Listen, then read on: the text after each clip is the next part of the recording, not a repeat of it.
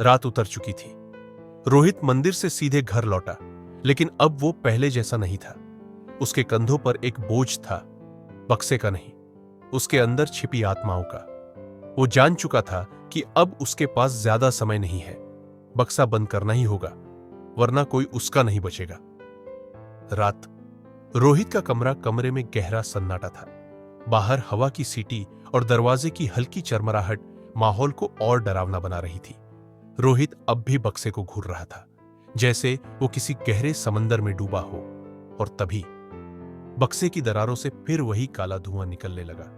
पर इस बार सिर्फ धुआं नहीं निकला, साया निकलता है। धुएं से एक आकृति बनी, लंबा दुबला बिना चेहरा, लंबी उंगलियों वाला साया, जिसकी आंखों की जगह दो जलती हुई गड्ढे थी। वो धीरे धीरे रोहित की ओर बढ़ा, बिना आवाज, बिना हरकत के, जैसे हवा में तैर रहा हो। रोहित पीछे हटता गया। क्या क्या तू बक्से से आया है? उसने कांपती आवाज में पूछा। साया कुछ नहीं बोला, पर उसकी लंबी उंगलियों से दीवारों पर खरोंचें उभरने लगी। दीवारें पिघलने लगी, जैसे किसी दूसरी दुनिया में दरार आ गई हो। बूढ़े पुजारी की आवाज गूंजती है। ये पहली चेतावनी है रोहित, अब जो जाग गए हैं उन्हें रोका नहीं जा सकता। भाग जा या सामना कर। रोहित भागता है। रोहित ने बिना सोचे बक्सा उठाया और दौड़ पड़ा।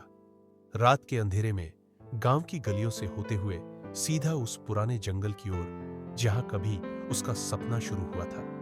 साया उसका पीछा कर रहा था, तेज, अदृश्य और खौफनाक। जंगल के अंदर पेड़ों के बीच रोहित एक पुराने गड्ढे तक पहुंचा, जहां कभी किसी जमाने में एक मंदिर था, अब सिर्फ मिट्टी और राख। उसने बक्से को जमीन पर रखा और आंखें बंद की।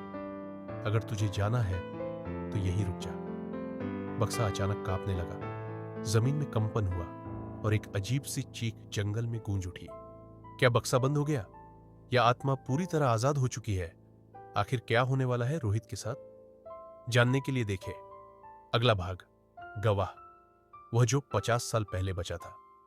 और हां दोस्तों, अगर आपको कहानी पसंद आ रही है तो लाइक एंड सब्सक्राइब करना ना भूलें। मिलते हैं कहानी के अगले भाग में।